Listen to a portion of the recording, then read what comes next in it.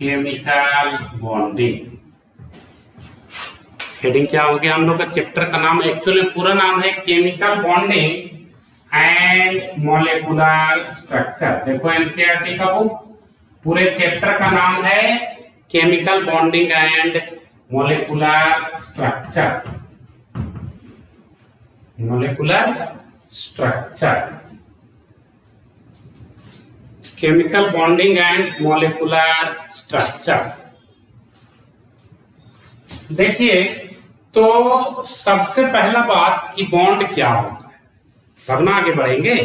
Bond क्या होता है, तो देखिए केमिकल बॉन्डिंग चैप्टर आपका शायद आज 20 जुलाई को शुरू हुआ।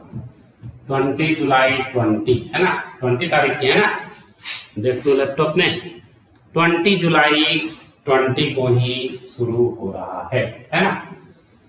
देखते हैं कब फिनिश होगा, शुरुआत तो पता चल गया आपको। तो देखिए बॉन्ड क्या होता है ये पहले जानना पड़ेगा। बॉन्ड क्या है, तो दो एटम, मान लो हाइड्रोक्लोरिक एसिड में हाइड्रोजन और क्लोरीन साथ साथ में है, तो हाइड्रोजन क्लोरीन को किसी फोर्स से अपनी ओर अट्रैक्ट कर रहा होगा और क्लोरीन हाइड्रोजन को किसी फोर्स से अपनी ओर अट्रैक्ट कर रहा होगा। तो यही फोर्स ऑफ अट्रैक्शन हाइड्रोजन और क्लोरीन को एक साथ जकड़ के रखा है और इसी फोर्स ऑफ अट्रैक्शन को बॉन्ड कहते हैं। तो बॉन्ड क्या हो गया, एक फोर्स ऑफ अट्रैक्शन जो दो या दो से अधिक एटम को एक साथ होल्ड किए हुए रहता है। बॉन्ड क्या, सिंपली एक फोर्स ऑफ अट्रैक्शन है, दो एटम के बीच में लगने वाला आकर्षण बल है, अट्रैक्शन फोर्स है, जो दो या दो से अधिक एटम को आपस में होल्ड किए रहता है, पकड़े रहता है। तो बॉन्ड क्या हो गया, it is a force of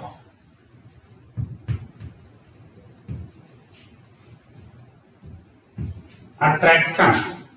It is a force of attraction that holds two or more atoms together. That holds two or more atoms together. एक फोर्स ऑफ अट्रैक्शन है जो एक साथ दो या दो से अधिक एटम को पकड़े रहता है, जकड़े रहता है। जैसे देखो एग्जांपल, हाइड्रोक्लोरिक एसिड, इसमें हाइड्रोजन किसी फोर्स से क्लोरीन को अपनी ओर अट्रैक्ट कर रहा है और क्लोरीन किसी फोर्स से हाइड्रोजन को अपनी ओर अट्रैक्ट कर रहा है, और यही अट्रैक्शन को हम लोग बॉन्ड कहते हैं। इसी फोर्स ऑफ अट्रैक्शन के कारण हाइड्रोजन और क्लोरीन साथ साथ है, यही फोर्स ऑफ अट्रैक्शन क्या हो जाएगा, बॉन्ड हो जाएगा, है ना। नोट कर लीजिए, यही बॉन्ड है। यही बच्चों को पता नहीं चलता कि बॉन्ड क्या, उसको लगता है कोई नया चीज है। नया चीज नहीं है, ये फोर्स ऑफ अट्रैक्शन है दो एटम के बीच में, जिसके कारण दोनों एटम एक साथ कंपाउंड बना के है या मॉलिक्यूल बना करके है। क्लियर, नोट कर लीजिए।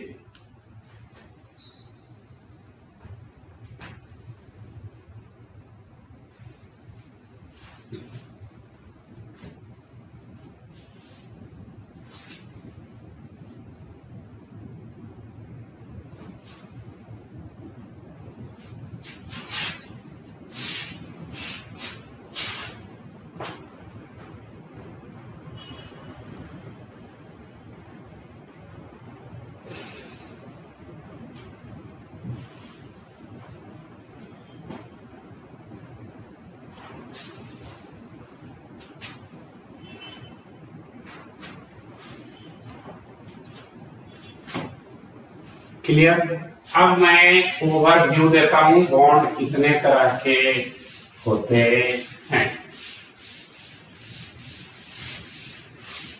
बॉन्ड तो बहुत तरह का होता है, केवल वही पढ़ना और चैप्टर खत्म, उसी में टाइम लग जाता है ना। तो एक मेजर हेडिंग दे दो बॉन्ड, एक मेजर हेडिंग दे दो बॉन्ड। बॉन्ड कितने तरह के होते हैं? तो बॉन्ड आपने क्लास 10 में पढ़ा था कि 3 तरह के होते हैं। एक्चुअली में जो आपने तीसरा तरह का बॉन्ड पढ़ा था वो टाइप ऑफ बॉन्ड नहीं है। बॉन्ड 2 तरह के। सबसे पहला कोवैलेंट बॉन्ड, हेडिंग देते जाइएगा। बॉन्ड कितने तरह के? 2 तरह के, कोवैलेंट बॉन्ड। और दूसरा आयनिक बॉन्ड। आयनिक बॉन्ड को ही कौन सा बॉन्ड बोलते हैं? इलेक्ट्रोवैलेंट बॉन्ड बोलते हैं। आयनिक बॉन्ड को ही इलेक्ट्रोवैलेंट बॉन्ड बोलते हैं। क्लियर? कोवैलेंट बॉन्ड भी बहुत तरह के होते हैं। सबसे पहला देखो आपका कोऑर्डिनेट बॉन्ड, जिसको आपने थर्ड टाइप ऑफ बॉन्ड पढ़ा था क्लास 10 में। कोऑर्डिनेट बॉन्ड कोवैलेंट बॉन्ड का टाइप है। कोऑर्डिनेट बॉन्ड को ही डेटिव बॉन्ड कहते हैं। और डिनोट कैसे? वेक्टर वाला साइन से। कोऑर्डिनेट बॉन्ड को ही डेटिव बॉन्ड। दूसरा कौन सा बॉन्ड है? Polar bond. तीसरा कौन सा बॉन्ड है? तो नॉन पोलर बॉन्ड। चौथा कौन सा बॉन्ड है? Sigma bond. कौन सा बॉन्ड है? Sigma bond. सिग्मा को ऐसे लिखते हैं, मैथ वाला सिग्मा नहीं है कि समेशन होगा, है ना? Sigma bond. सिग्मा बॉन्ड के बाद पाई बॉन्ड। पाई तो ऐसे ही लिखते हैं, इसको बोलेंगे पाई बॉन्ड। और छठा एक और बॉन्ड होता है जिसको बोलते हैं हाइड्रोजन बॉन्ड। क्या बोलेंगे?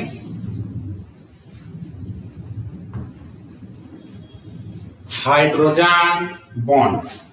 हाइड्रोजन बॉन्ड 2 तरह के। कौन कौन? एक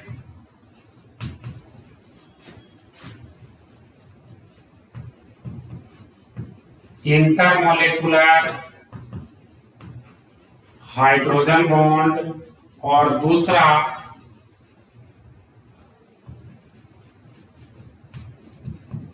इंट्रामॉलिक्यूलर हाइड्रोजन बॉन्ड।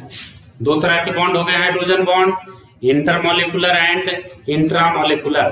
कितने तरह के टोटल बॉन्ड होते हैं नोट कीजिए। तो बॉन्ड का स्टडी तो बाद में, पहले लेविस डॉट स्ट्रक्चर को जानना है, तब बॉन्ड के बारे में जानेंगे। जल्दी से नोट कीजिए।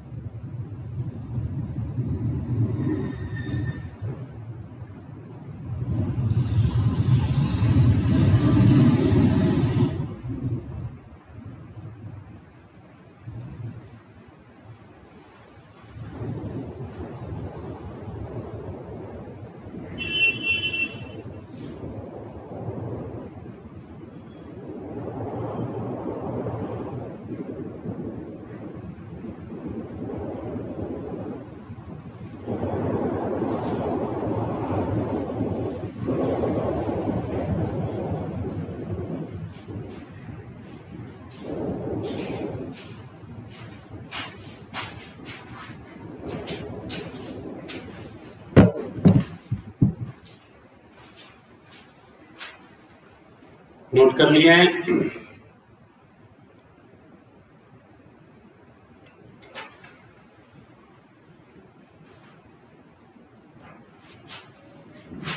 अब देखिए,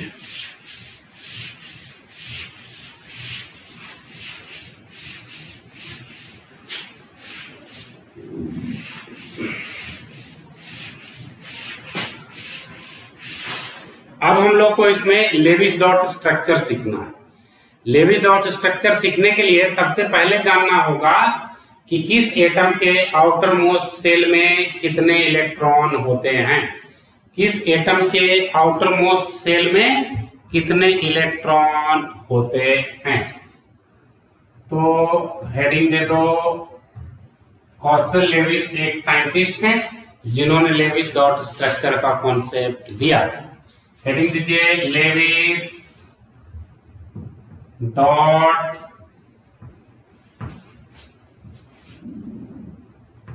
structure.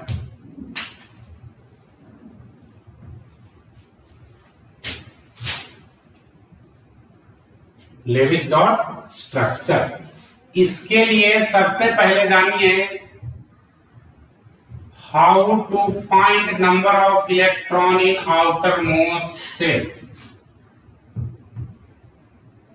How to find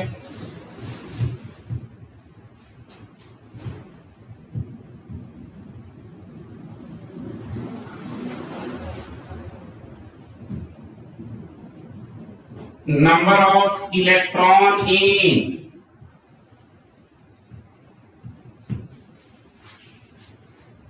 outermost cell of an atom। किसी भी एटम के आउटर मोस्ट सेल में नंबर ऑफ इलेक्ट्रॉन कैसे निकालेंगे।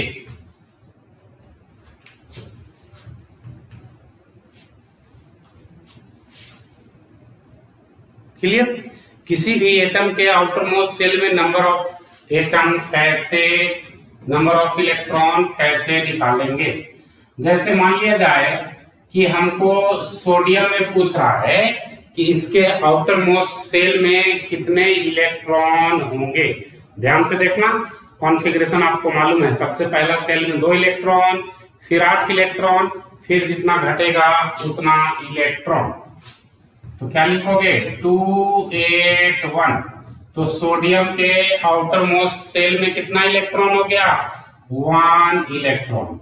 अगर अल्युमिनियम का बात करें इसका एटॉमिक नंबर 13। इसी तरह से कॉन्फ़िगरेशन लिखोगे और अल्युमिनियम के आउटर मोस्ट सेल में 3 इलेक्ट्रॉन होगा 283।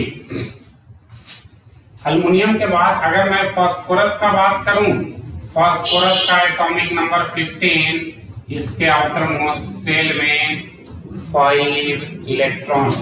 अगर क्लोरीन का बात करें एटॉमिक नंबर 17, तो इसके आउटर मोस्ट सेल में 7 इलेक्ट्रॉन 287 है ना। तो आउटर मोस्ट सेल में नंबर ऑफ इलेक्ट्रॉन अब पता चल जाना चाहिए। तो लेविस डॉट स्ट्रक्चर पर हम लोग इंटर करते हैं। आप इतना नोट करो और कुछ मुझे निकाल कर बताओ कि किसके आउटर मोस्ट सेल में कितने इलेक्ट्रॉन होंगे। नोट कीजिए और मुझे बताइए सिलिकॉन, सल्फर और मैग्नीशियम के आउटर मोस्ट सेल में कितने इलेक्ट्रॉन होंगे। जल्दी से नोट करके आप मुझे बताइए।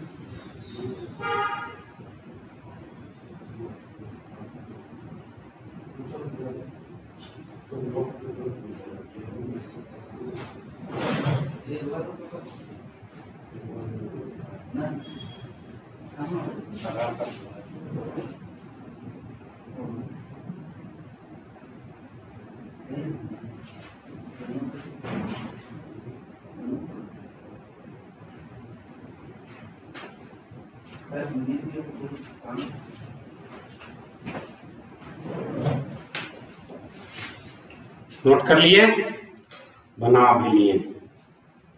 चलिए मैं डिस्कस करता हूं, आप मिला लीजिए। सिलिकॉन का एटॉमिक नंबर 14, तो इसके आउटर मोस्ट सेल में कितने इलेक्ट्रॉन? 4। सल्फर का 16, आउटर मोस्ट में 6 इलेक्ट्रॉन। मैग्नीशियम का 12, तो आउटर मोस्ट सेल में 2 इलेक्ट्रॉन। ठीक बनाए हो ना? चलिए, तो अब इसको मैं इरेज कर देता हूं। इलेक्ट्रॉन निकालने आपको पहले से भी आता होगा, जस्ट मैंने रिवाइज कर दिया कि आपका कॉन्सेप्ट ब्रश अप हो जाए, है ना? चलिए, कहीं पर समस्या है तो मुझे बताइए।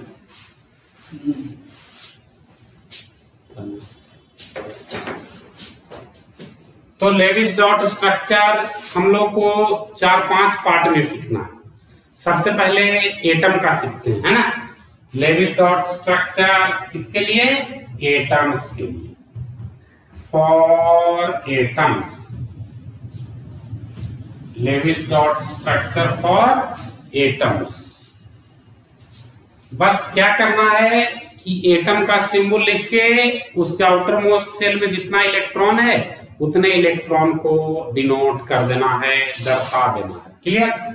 जैसे अगर मैं बात करूं कि पोटेशियम का लेविस डॉट स्ट्रक्चर लिखना है, तो सबसे पहली बात कि पोटेशियम के आउटर मोस्ट सेल में कितने इलेक्ट्रॉन? तो पोटेशियम के आउटर मोस्ट सेल में 1 इलेक्ट्रॉन। तो इसका लेविस डॉट स्ट्रक्चर कैसे? पोटेशियम के बाहर 1 इलेक्ट्रॉन डोनेट कर दीजिए, डिनोट कर दीजिए। ये पोटेशियम का लेविस डॉट स्ट्रक्चर हो गया। अगर मैं दूसरा एग्जांपल बात करूं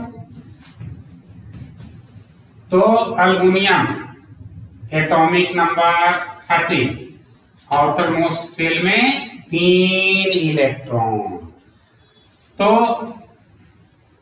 लास्ट में 3 इलेक्ट्रॉन शो करना है। अल्युमिनियम के बाहर 3 इलेक्ट्रॉन आप डॉटेड या क्रॉस जैसे भी कोई सिंबल दे करके 3 इलेक्ट्रॉन आप डिनोट कर दिए। ये अल्युमिनियम का लेविस डॉट स्ट्रक्चर हो गया। अगर देखिए मेटल में हम लोग क्रॉस देते हैं, नॉन मेटल में डॉट, लेकिन ऐसा कोई हार्ड एंड फास्ट रूल नहीं है। अगर क्लोरीन का लेविस डॉट स्ट्रक्चर लिखना चाहें तो सबसे पहले आप निकालो कि क्लोरीन के आउटर मोस्ट सेल में कितने इलेक्ट्रॉन? 7। क्लोरीन के बाहर में 7 इलेक्ट्रॉन आप डिनोट कर दो। हो गया 7 इलेक्ट्रॉन। ये क्लोरीन का लेविस डॉट स्ट्रक्चर हुआ। अगर मैं ऑक्सीजन नॉन मेटल है, इसका लेविस डॉट स्ट्रक्चर का बात करें तो ऑक्सीजन के आउटर मोस्ट सेल में 6 इलेक्ट्रॉन। तो 6 इलेक्ट्रॉन शो कर दीजिए ऑक्सीजन के आउटर मोस्ट सेल में। 6 इलेक्ट्रॉन है, ये ऑक्सीजन का लेविस डॉट स्ट्रक्चर हो गया, है ना? अगर मैं बात करूं मैग्नीशियम का, यहां पर मैग्नीशियम का लेविस डॉट स्ट्रक्चर निकालना है। मैग्नीशियम का एटॉमिक नंबर 12, 282। मैग्नीशियम के आउटर मोस्ट सेल में 2 इलेक्ट्रॉन। तो मैग्नीशियम मेटल इसमें क्रॉस वाला साइन दे रहे हैं, आउटर मोस्ट में 2 इलेक्ट्रॉन हमने शो कर दिया। अगर लिथियम का बात करें तो लिथियम के आउटर मोस्ट सेल में 1 इलेक्ट्रॉन, लिथियम के बाहर हमने 1 इलेक्ट्रॉन शो कर दिया। ये लेविस डॉट स्ट्रक्चर एटम का हो गया। नोट कीजिए।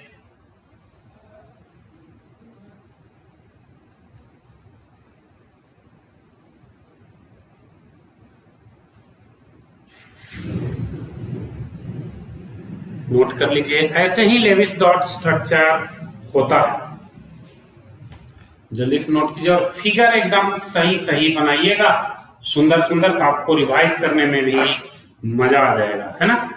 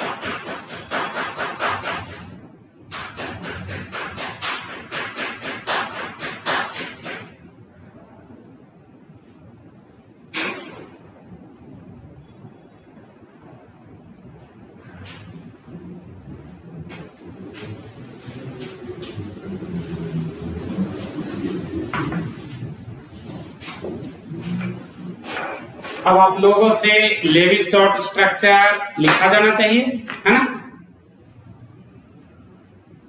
या और एग्जाम्पल करने की जरूरत है? एग्जाम्पल और करने की जरूरत नहीं है, इसी को बार बार प्रैक्टिस करोगे तो एटम का लेविस डॉट स्ट्रक्चर हो जाएगा। आयन का करते हैं, बता दूं?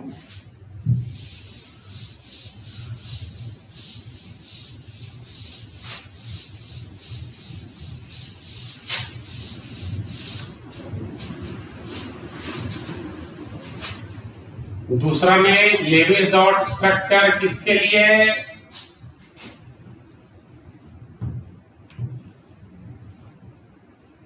आयंस के लिए। लेविस डॉट स्ट्रक्चर आयंस के लिए। कैसे होगा आयंस के लिए लेविस डॉट स्ट्रक्चर? तो सबसे पहली बात कि आयन होते क्या है, कब सीखेंगे लेविस डॉट स्ट्रक्चर। देखिए आयन क्या होता है, कोई भी एटम इलेक्ट्रॉन को लूज करे या इलेक्ट्रॉन को गेन करे, आयन का फॉर्मेशन करता है। कोई भी एटम इलेक्ट्रॉन को लूज करे या इलेक्ट्रॉन को गेन करे तो आयन का फॉर्मेशन करता है। तो आयन क्या है? They are the species, they are the species formed by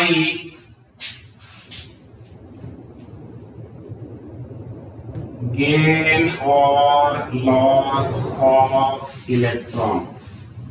They are the species formed by gain or loss of electron. या तो गेन ऑफ इलेक्ट्रॉन से बनेगा या लॉस ऑफ इलेक्ट्रॉन से उसको आयन कहते हैं। एक बार गेन ऑफ इलेक्ट्रॉन होगा तब लॉस ऑफ इलेक्ट्रॉन, तो पहले गेन ऑफ इलेक्ट्रॉन वाले का बात करते हैं, उसको एनायन कहते हैं। दो तरह के आयन होते हैं, एक आपको दिखाई दिया गेन ऑफ इलेक्ट्रॉन और दूसरा लॉस ऑफ इलेक्ट्रॉन। एनायन क्या हो गया? ये गेन ऑफ इलेक्ट्रॉन से बनता है। They are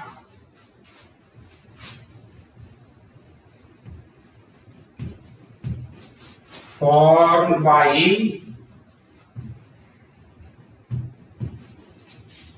gain of electrons. They are formed by gain of electrons. ये gain of electron से बनते हैं। जितने इलेक्ट्रॉन का गेन होगा उतना माइनस चार्ज आएगा। कोई भी एटम जितने इलेक्ट्रॉन का गेन करेगा उस पर उतना ही माइनस चार्ज आएगा, है ना। जैसे देखिए ऑक्सीजन 2 इलेक्ट्रॉन का गेन किया तो इस पर कितना माइनस चार्ज आएगा? 2 माइनस। क्लोरीन 1 इलेक्ट्रॉन का गेन किया तो क्लोरीन पर 1 माइनस चार्ज आएगा। अब नाइट्रोजन अगर 3 इलेक्ट्रॉन का गेन किया तो नाइट्रोजन पर 3 माइनस चार्ज आएगा। ये एनायन का बात हुआ। नोट कीजिए। तो केटायन का बात करते हैं, जल्दी से आप नोट कर लो। तो एनायन का कॉन्सेप्ट आई थिंक आपको समझ में आ गया होगा। जरा सा भी दिक्कत हो तो मुझे पिंग करके आप पूछ सकते हैं।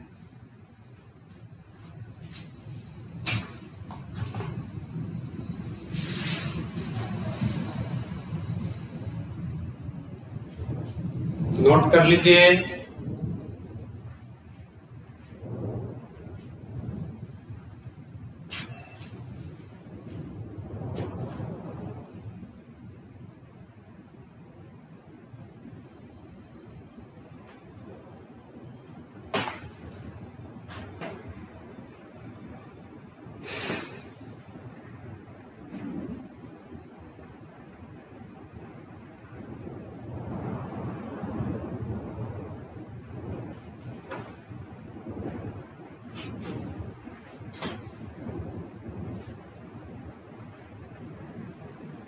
ये एनायन का बात हो गया। केटायन का बात करते हैं तब एनायन और केटायन का लेविस डॉट स्ट्रक्चर हम लोग लिखेंगे।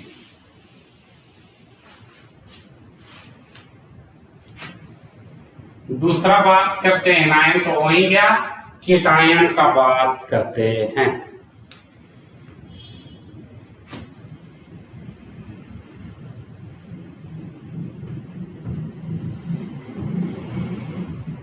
केटायन पर प्लस चार्ज होते हैं, एनायन पर माइनस चार्ज होता था। केटायन कैसे बनते हैं? लॉस ऑफ इलेक्ट्रॉन से। कोई भी एटम जितने इलेक्ट्रॉन का लॉस करेगा उस एटम पर उतना ही प्लस चार्ज आएगा। तो केटायन कैसे बनेगा?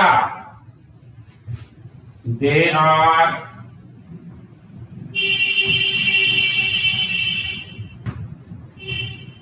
Formed by loss of electron. They are formed by loss of electron. जितने इलेक्ट्रॉन का लॉस होगा उतना उस पे प्लस चार्ज आएगा। जितना इलेक्ट्रॉन का लॉस होगा उतना प्लस चार्ज। मान लिया जाए कि सोडियम एक इलेक्ट्रॉन को लूज किया तो सोडियम पे 1 प्लस चार्ज, मैग्नीशियम 2 इलेक्ट्रॉन को लूज किया तो मैग्नीशियम पे 2 प्लस चार्ज, और अल्युमिनियम अगर 3 इलेक्ट्रॉन को लूज किया तो अल्युमिनियम पे 3 प्लस चार्ज। जितना इलेक्ट्रॉन का लॉस होगा उतना प्लस चार्ज, और जितना इलेक्ट्रॉन का गेन होगा उतना माइनस चार्ज होगा। जल्दी से नोट कीजिए।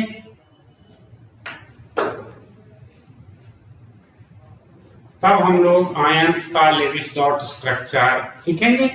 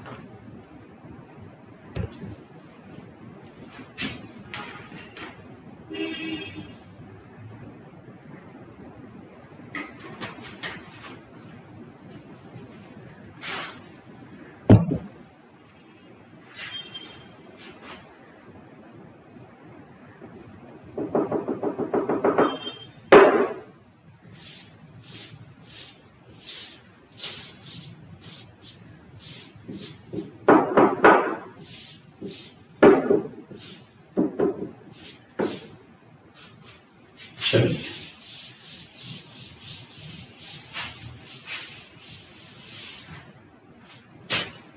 अब आयंस का लेविस डॉट स्ट्रक्चर लिखना है। सबसे पहले एनायन का बात करते हैं। एनायन तो इलेक्ट्रॉन को गेन करता है, इसके पास कहीं बाहर से इलेक्ट्रॉन आया होगा, दूसरे एटम से इलेक्ट्रॉन आया होगा। तो जैसे देखिए, अगर मैं बात करता हूं Lewis dot structure of chloride ion, Cl minus, chlorine पर 1 माइनस चार्ज, तो क्या हो जाएगा 287 माइनस 1 चार्ज, यानी एक इलेक्ट्रॉन कहीं बाहर के एटम से आया। तो क्लोरीन पर पहले से आउटर मोस्ट सेल में कितना इलेक्ट्रॉन है? 7, और एक इलेक्ट्रॉन किसी दूसरे एटम से आया। जो दूसरे एटम से आया उसको दूसरे डिजाइन से शो कर दो। एक इलेक्ट्रॉन आया यानी उस पर 1 माइनस चार्ज। एक इलेक्ट्रॉन आया तो 1 माइनस चार्ज। आप देखो O2 माइनस, ऑक्सीजन 1 2,6, इस पर बाहर से कितने इलेक्ट्रॉन आए -2 के कारण? तो 2 इलेक्ट्रॉन बाहर से गेन हुआ। क्लोरीन में 1 इलेक्ट्रॉन हुआ था, तो देखिए ऑक्सीजन के आउटर मोस्ट सेल में मैं 6 इलेक्ट्रॉन दिया। लेकिन 2 इलेक्ट्रॉन बाहर से आया -2 चार्ज के कारण, तो 2 इलेक्ट्रॉन को दूसरे फैशन से दिखा दीजिए कि 2 इलेक्ट्रॉन बाहर से आया तभी उस पर -2 चार्ज हुआ, है ना। और देखिए एग्जांपल, देखो अगर मैं नाइट्रोजन का बात करूं, N3-2,5, 3 माइनस यानी 3 इलेक्ट्रॉन एक्स्ट्रा किसी दूसरे एटम से आया, तो क्या हो जाएगा, नाइट्रोजन के आउटर मोस्ट सेल में पहले से 5 इलेक्ट्रॉन और 3 इलेक्ट्रॉन कहीं से आया, उस 3 इलेक्ट्रॉन को दूसरे तरीके से आप डिनोट कर दो और जितना इलेक्ट्रॉन आया उतना -4 उस पर आप दे दो। सिमिलरली ये एक एग्जांपल और मैं एनायन का लेना चाह रहा हूं, फ्लोरीन का एटॉमिक नंबर 9, F- है इनफैक्ट एग्जांपल। ये आपका एनायन के लिए क्लोराइड एग्जांपल नंबर 1, ऑक्साइड है एग्जांपल नंबर 2, और ये नाइट्रोजन है एग्जाम्पल नंबर 3, फ्लोरीन है एग्जाम्पल नंबर 4। फ्लोराइड है तो फ्लोरीन 2,7 -1 चार्ज, तो बाहर कहीं से एक इलेक्ट्रॉन आया, एक इलेक्ट्रॉन आया, तो देखिए फ्लोरीन पर पहले से 7 इलेक्ट्रॉन, एक इलेक्ट्रॉन और आया तो एक -4। ये एनायन का लेविस डॉट स्ट्रक्चर हो गया, नोट करो। तो केटायन के लेविस डॉट स्ट्रक्चर का बात करते हैं।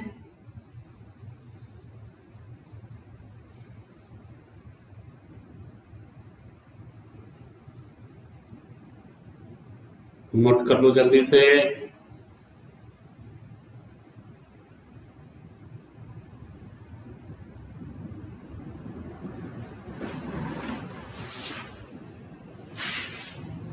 ये एनायन का लेविस डॉट स्ट्रक्चर है।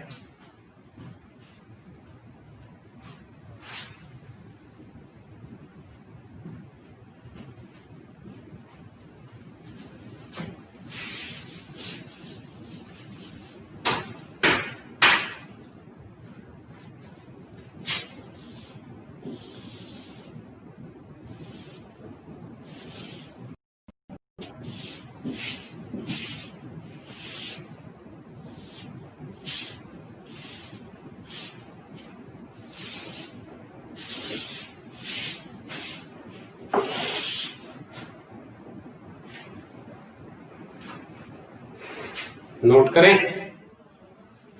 चलिए नोट कर लिए।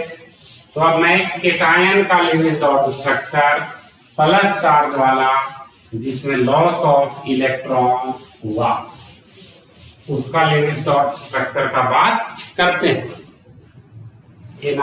केटायन में बी आयंस में पहला एनायन का बात हो गया, दूसरा हम लोग केटायंस का बात करते हैं। केटायंस मैंने अभी बताया था, केटायंस का मतलब लॉस ऑफ इलेक्ट्रॉन। देखो मान लिया जाए कि मैं सबसे पहला एग्जांपल लेता हूं मैग्नीशियम 2+ का, एटॉमिक नंबर 12, तो कॉन्फ़िगरेशन 282, कॉन्फ़िगरेशन 282। देखिए +2 है तो आउटर मोस्ट सेल से 2 इलेक्ट्रॉन गया, यानी लास्ट आउटर मोस्ट में कितना इलेक्ट्रॉन बच गया, 0।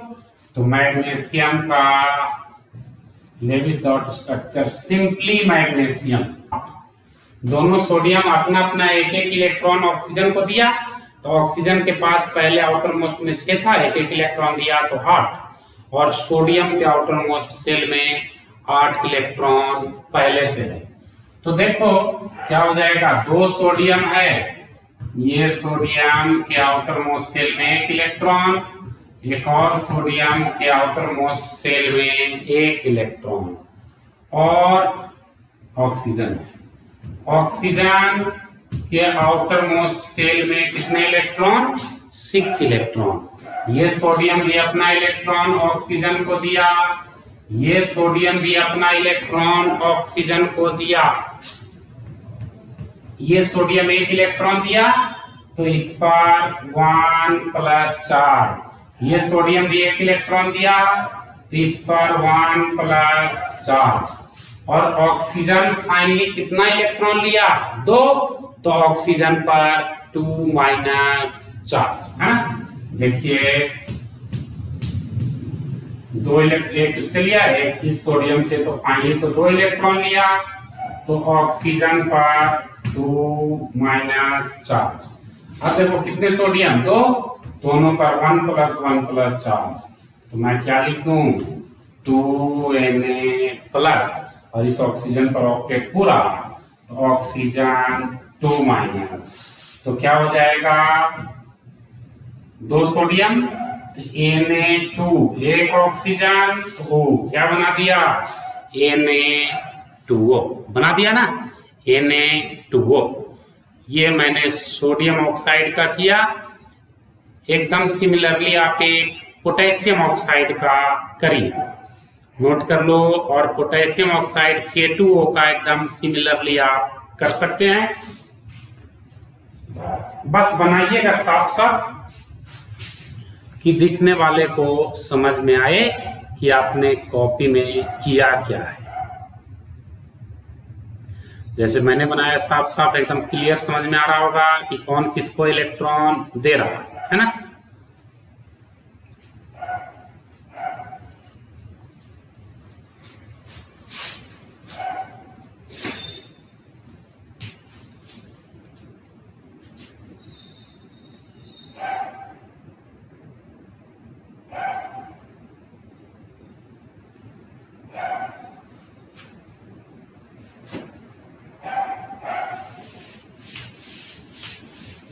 अब देखिए ये सोडियम ऑक्साइड का था।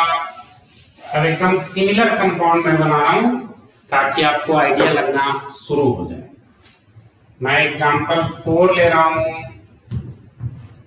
पोटेशियम ऑक्साइड का K2O एकदम सिमिलर है। पोटेशियम का एटॉमिक नंबर 19, तो आउटर मोस्ट में कितने इलेक्ट्रॉन? 1, 2 पोटेशियम है।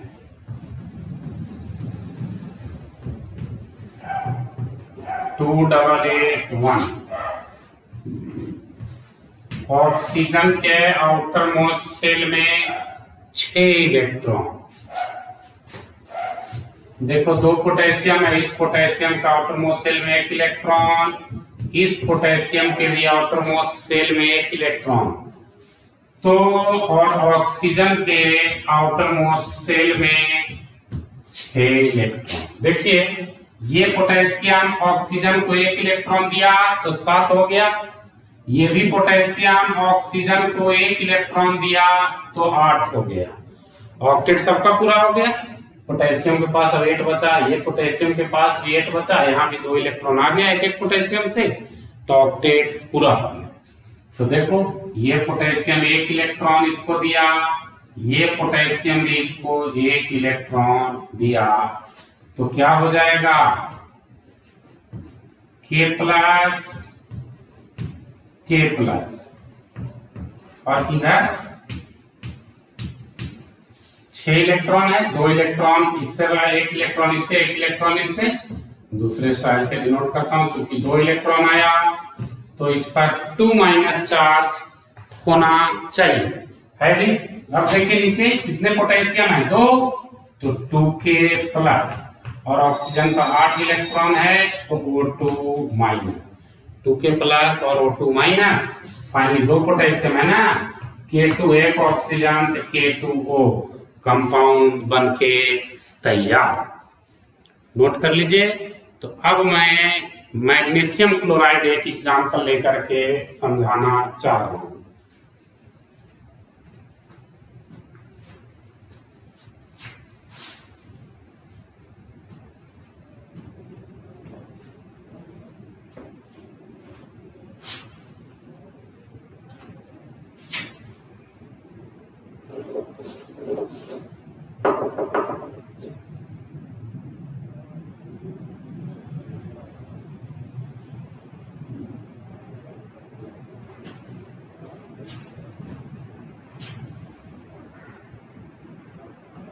क्लियर।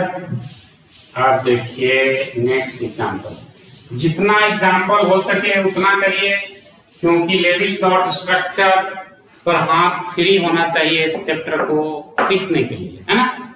देखो मैं एग्जांपल नंबर 5 कंसीडर कर रहा हूं, magnesium chloride. Magnesium chloride, magnesium का एटॉमिक नंबर 12, तो इसके आउटर मोस्ट सेल में 2 इलेक्ट्रॉन।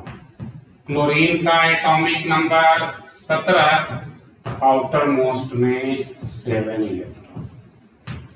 आउटर मोस्ट में 7 इलेक्ट्रॉन, ठीक है।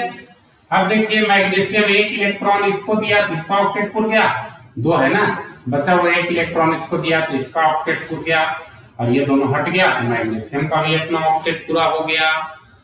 कैसे?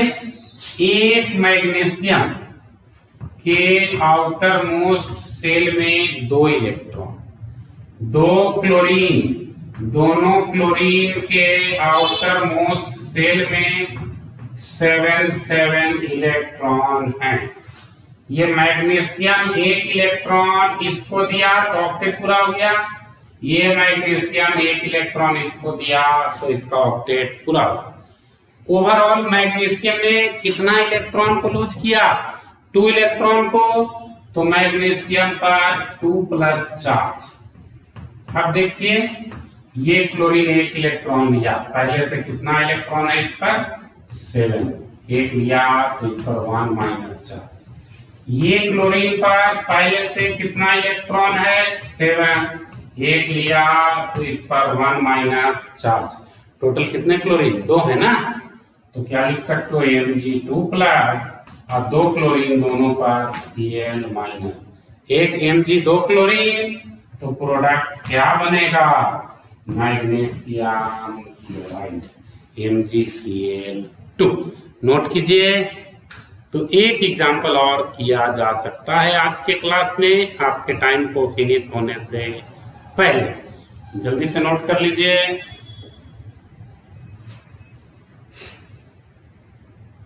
तो फिर मैं मैग्नीशियम ऑक्साइड का बात करता हूं।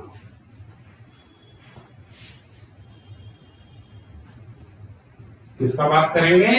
Magnesium oxide.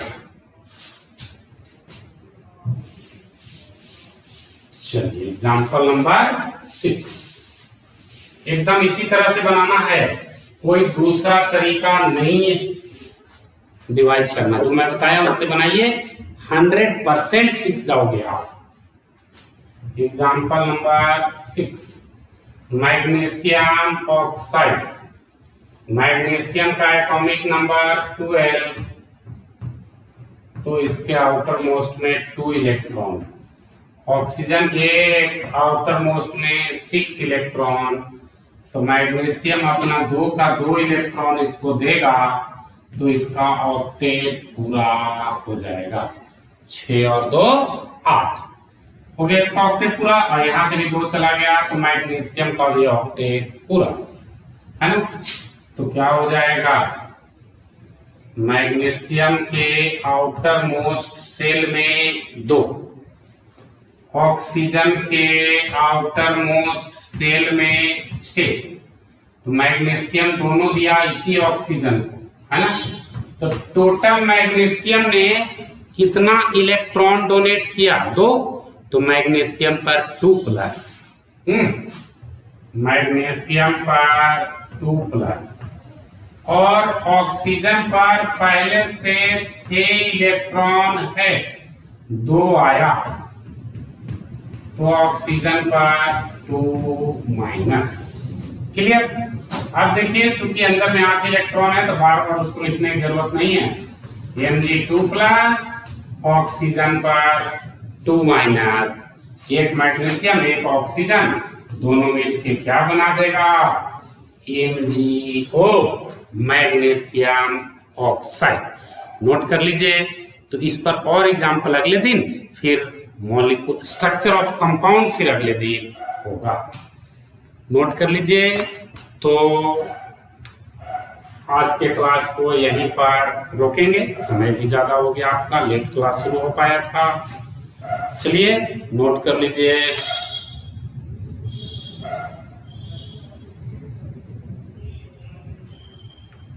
नोट कर लीजिए आराम से 30 सेकेंड्स में।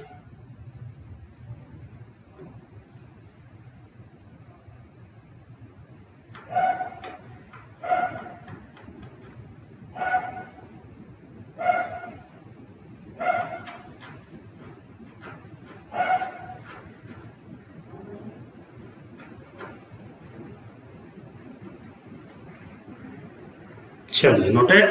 Thank you very much. अगले क्लास में यहीं से कंटिन्यू करेंगे। फिर कंपाउंड और कोवैलेंट कंपाउंड का स्ट्रक्चर पढ़ना है, फिर ऑक्टेट रूल भी इसी में हम लोग को जानना है।